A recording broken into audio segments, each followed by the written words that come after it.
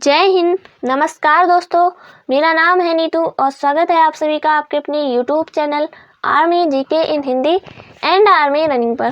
दोस्तों, आज के इस वीडियो में हम बात करेंगे जीके और जीएस के महत्वपूर्ण क्वेश्चनों को।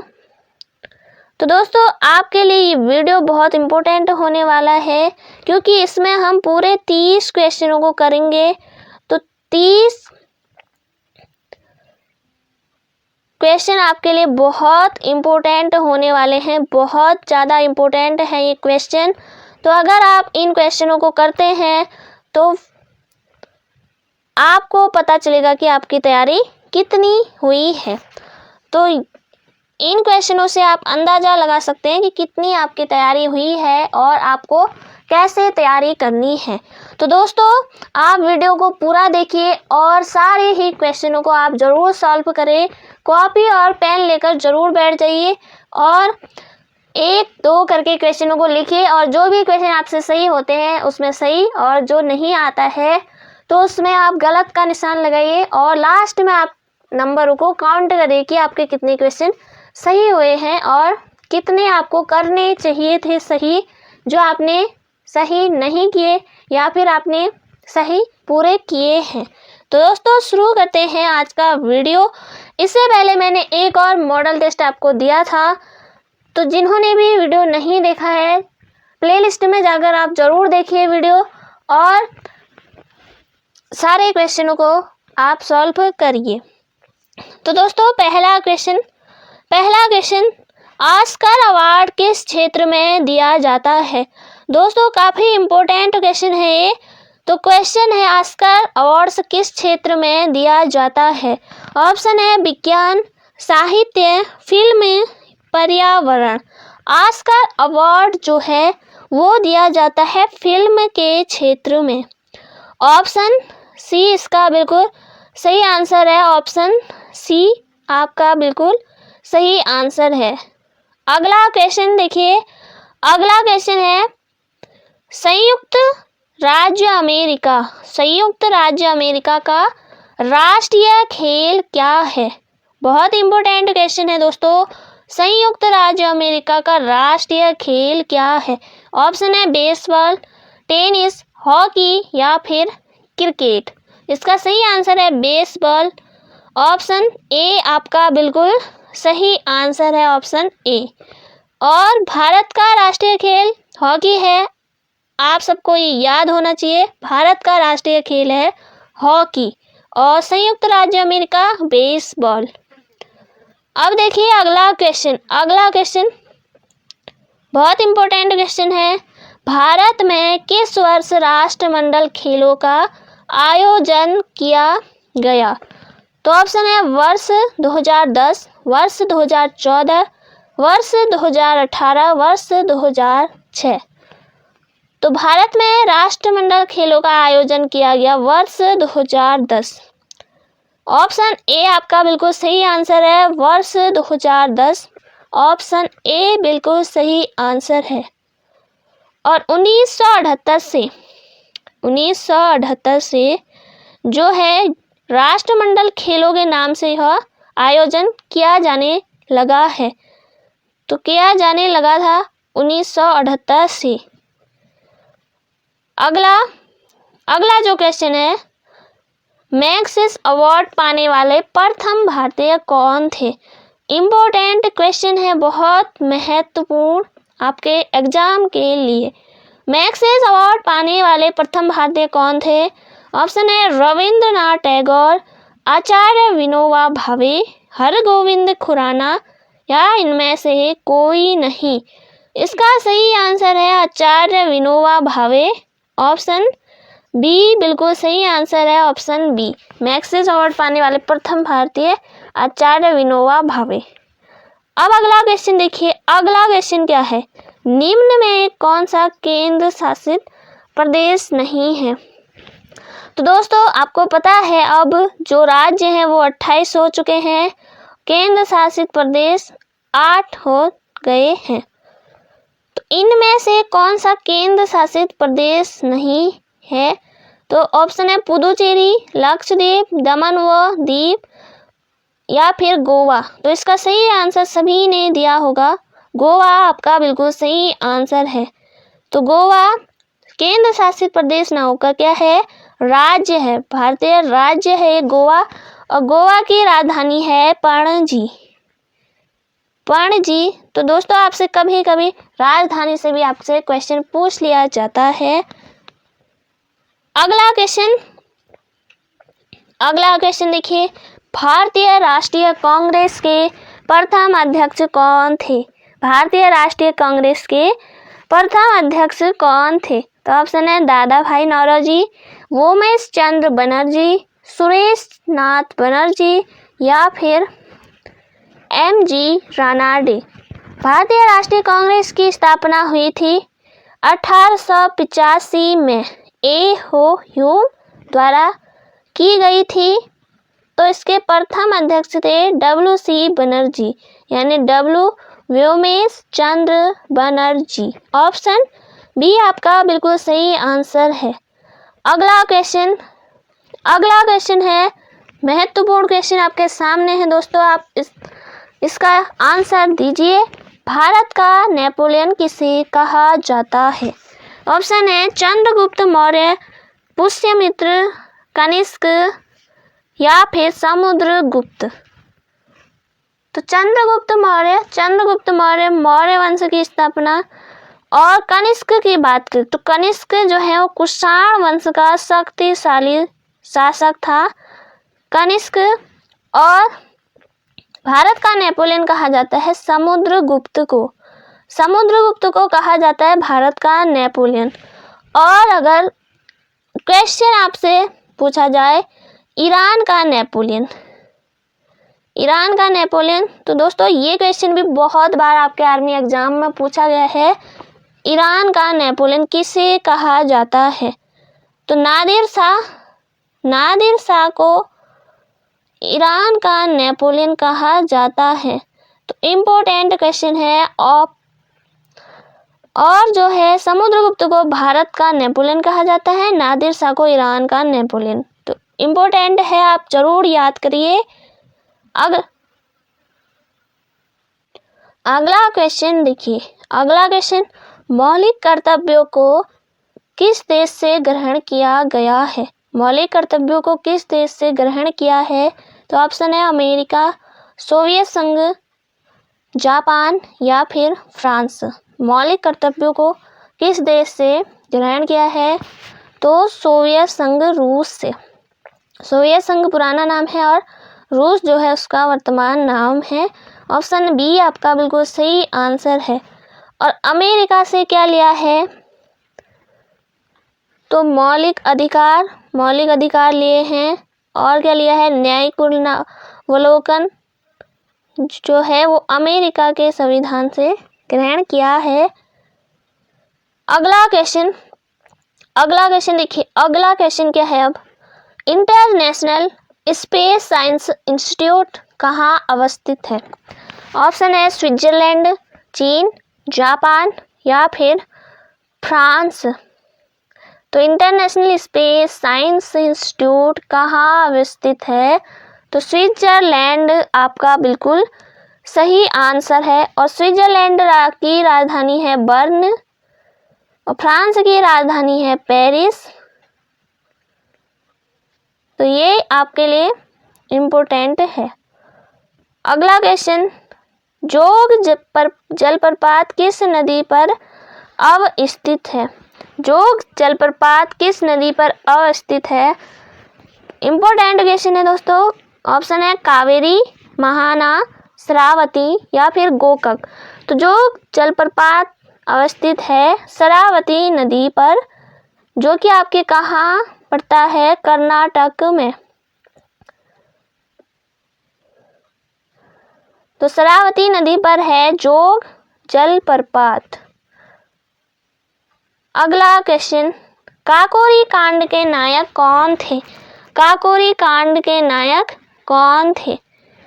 ऑप्शन है रामप्रसाद बिस्मिल, भगत सिंह, बटुकेश्वर दत्त, बरकतुल्लाह खां। काकोरी कांड के नायक थे रामप्रसाद बिस्मिल। ऑप्शन ए आपका बिल्कुल सही आंसर है। और भगत सिंह की बात करें तो इन्हें शहीद ए आजम कहा जाता है, भगत सिंह को। अगला क्वेश्चन, भारतीय अंतरिक्ष अनुसंधान संस्थान यानी इसरो ISRO का मुख्यालय कहाँ अवस्थित है? ऑप्शन है बेंगलुरु, तिरुवनंतपुरम, अहमदाबाद, हैदराबाद। तो इसका सही आंसर है बेंगलुरु। बेंगलुरु में जो है इसका मुख्यालय स्थित है। ऑप्शन ए आपका बिल्कुल सही आंसर है। तो इसकी स्थापना हुई थी 1969 में। अगला क्वेश्चन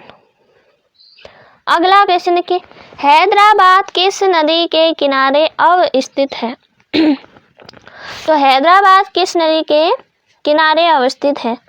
ऑप्शन है मूसी, नर्मदा, महानदी या फिर गोमती। तो हैदराबाद किस नदी के किनारे अवस्थित है? दोस्तों मैंने इससे पहले आपको नगरों, कौन से नगर किस नदी के किनारे अवस्थित है, उसका पहला पार्ट आपको मिल चुका है। तो जिन्होंने भी नहीं देखा है वो वीडियो जल्दी से जाकर आप देख लीजिए, तो आपको इन क्वेश्चनों को करने में कोई परेशानी या फिर कंफ्यूजन नहीं आएगा। तो आप वीडियो को ज़रूर देखिएगा। तो हैदराबाद किस नदी के किनारे अवस्थित है? तो मूसी नदी के किनारे। ऑप्शन ए आपका बिल्कुल सही आंसर है, ऑप्शन ए। अब अगला क्वेश्चन देखिए। अब अगला क्वेश्चन क्या है? आगरा शहर की स्थापना की गई। आगरा शहर की स्थापना की गई। ऑप्शन है बहलोल लोदी द्वारा, फिरोज शाह तुगलक द्वारा, सिकंदर लोदी द्वारा या फिर इब्राहिम लोदी द्वारा। तो आगरा शहर की स्थापना की गई सिकंदर लोदी द्वारा। ऑप्शन सी आपका बिल्कुल सही आंसर है, ऑप्शन सी। अगला क्वेश्चन क्या है? अब अगला क्वेश्चन, आनंद मठ नामक पुस्तक की रचना किसने की है? आनंद मठ नामक पुस्तक की रचना किसने की है? तो ऑप्शन रविंद्रनाथ टैगोर, बंकिम चंद्र चटर्जी, जवाहरलाल नेहरू या फिर विनोबा भावे। आनंद मठ पुस्तक की रचना किसने की? इसका सही आंसर है बंकिम चंद्र चटर्जी। और इन्होंने ही राष्ट्रगीत जो कि क्या है, वंदे मातरम, तो उसकी भी रचना बंकिम चंद्र चटर्जी ने ही की। ऑप्शन बी आपका बिल्कुल सही आंसर है, ऑप्शन बी। अगला क्वेश्चन जो कि सामान्य विज्ञान से आपके क्वेश्चन है ये, तो आप बताइए कि सामान्य ज्ञान पार्ट ए और पार्ट बी में जो है सामान्य विज्ञान के क्वेश्चनों में से आपके कितने क्वेश्चन सही हुए हैं, तो ज़रूर बताइएगा। दोस्तों अभी तक आपने वीडियो को लाइक नहीं किया है तो आप जल्दी से वीडियो को लाइक कीजिए, ताकि आप को बीच में रुकना ना पड़े। आप पहले ही लाइक कर दीजिए वीडियो को, तो हम क्वेश्चनों को सॉल्व करते हैं। तो क्वेश्चन क्या है? बादल किसका कोलाइडी परिक्षेपण है? बादल किसका कोलाइडी परिक्षेपण है? तो ऑप्शन है जल के परिक्षेपण माध्यम में वायु, या फिर जल के परिक्षेपण माध्यम में कोहरा, या अगला है वायु के परिक्षेपण माध्यम में कुहासा, अगला है वायु के परिक्षेपण माध्यम में जल बिंदु। तो इसका सही आंसर क्या है? सही आंसर है ऑप्शन डी। क्या है आंसर? वायु के प्रक्षेपण माध्यम में जल बिंदु। तो बादल किसका कोलाइड परीक्षण है? तो ऑप्शन डी आपका बिल्कुल सही आंसर है। अगला क्वेश्चन देखिए। अगला क्वेश्चन क्या है? अब अगला क्वेश्चन, ठोस में ठोस विलयन का एक उदाहरण है। ठोस में ठोस विलयन का एक उदाहरण है। तो ऑप्शन है पीतल, धुआं, मदिरा या फिर हाइड्रोजन गैस। तो इसका सही आंसर क्या है? सही आंसर है पीतल। ठोस में ठोस विलयन का एक उदाहरण है पीतल। ऑप्शन ए आप बिल्कुल याद रखिएगा, ऑप्शन ए। अगला क्वेश्चन क्या है? अगला क्वेश्चन है, परमाणु के नाभिक में धनात्मक कण है। परमाणु के नाभिक में धनात्मक कण है। तो ऑप्शन है न्यूट्रॉन, इलेक्ट्रॉन, प्रोटॉन या फिर बोसॉन। तो इसका सही आंसर है न्यूट्रॉन, जो कि परमाणु के नाभिक में धनात्मक कण है। ऑप्शन ए आपका बिल्कुल सही आंसर है, ऑप्शन ए। अब देखिए अगला क्वेश्चन इंपोर्टेंट क्वेश्चन सारे। क्वेश्चन क्या है, सर्वाधिक संख्या में समस्थानिक पाए जाते हैं। तो ऑप्शन है यूरेनियम के, हाइड्रोजन के, पोलोनियम के, लेड के।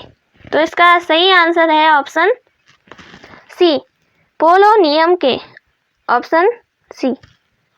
अगला क्वेश्चन, आवर्त सारणी में ऊर्ध्वाधर पंक्तियां कहलाती हैं। आवर्त सारणी में ऊर्ध्वाधर पंक्तियां कहलाती है। ऑप्शन है वर्ग, कक्षक, आवर्त या फिर कक्षा। तो इसका सही आंसर है वर्ग। आवर्त सारणी में जो ऊर्ध्वाधर पंक्तियां कहलाती हैं वो हैं वर्ग। ऑप्शन ए आपका बिल्कुल सही आंसर है। अब देखिए अगला क्वेश्चन देखिए। अगला क्वेश्चन क्या है, MKS पद्धति से तात्पर्य है। MKS पद्धति से तात्पर्य है। तो ऑप्शन है metre kelvin second, micro kilogram second, metre kilogram second या फिर माइक्रो केल्विन सेकेंड। तो इसका सही आंसर सभी ने दे दिया होगा। तो metre kilogram second, M metre के किलोग्राम और S सेकेंड। तो ऑप्शन सी आपका बिल्कुल सही आंसर है। अगला क्वेश्चन देखिए।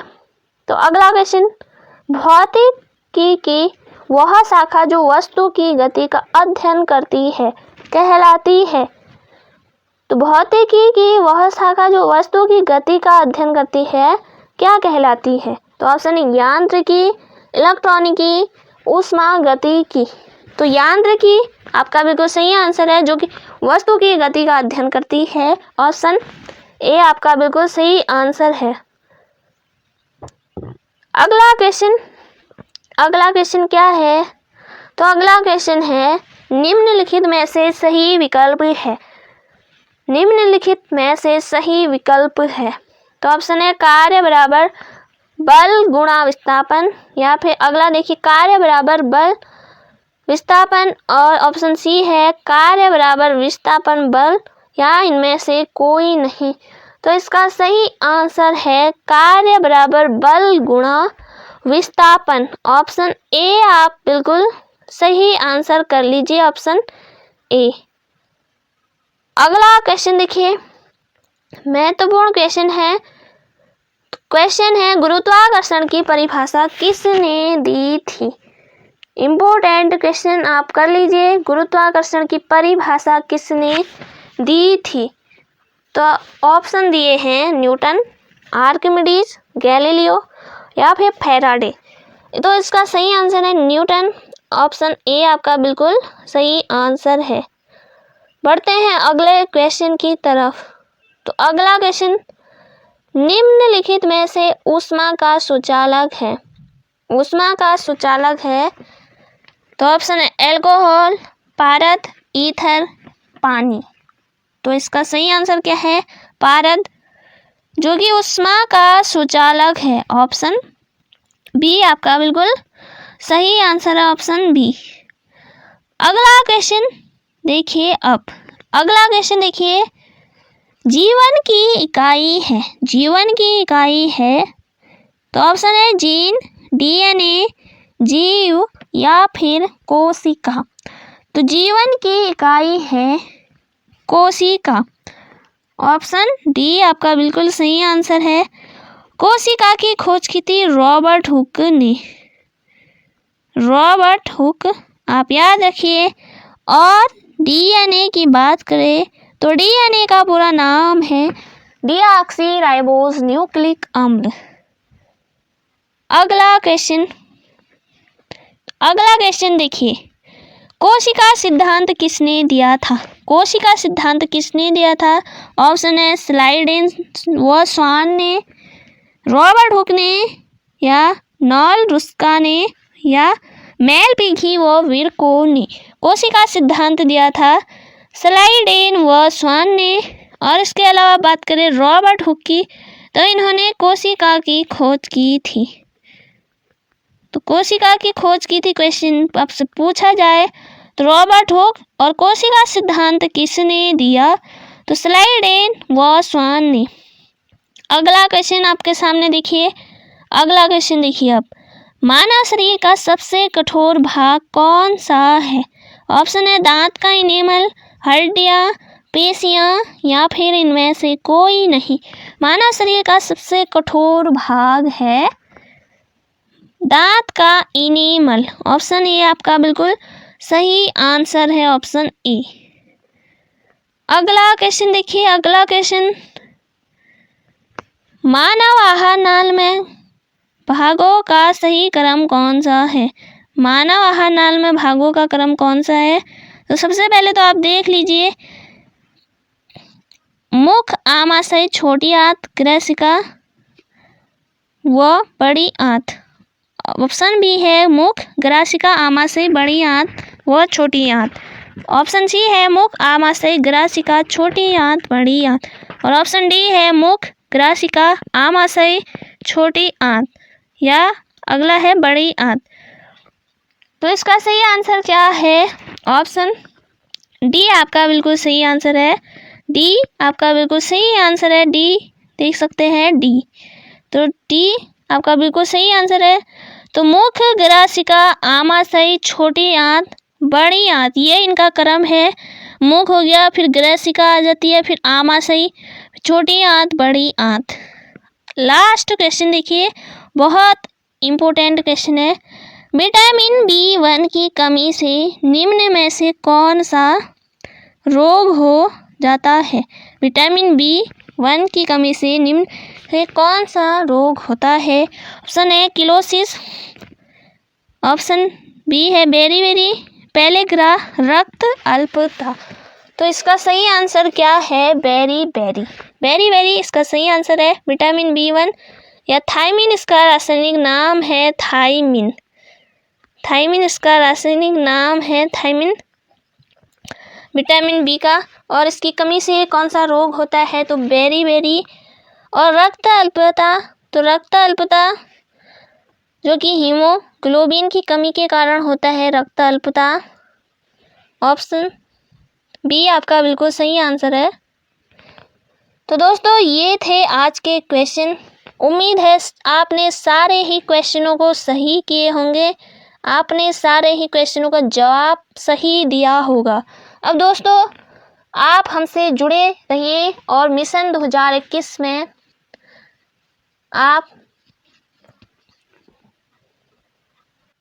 आपको बहुत अच्छे क्वेश्चन कराए जाएंगे, जो कि आपके आर्मी एग्ज़ाम, आर्मी के किसी भी ट्रेड के लिए बहुत इम्पोर्टेंट ये रहेंगे। तो आप हमसे जुड़े रहिए और चैनल को सब्सक्राइब करिए।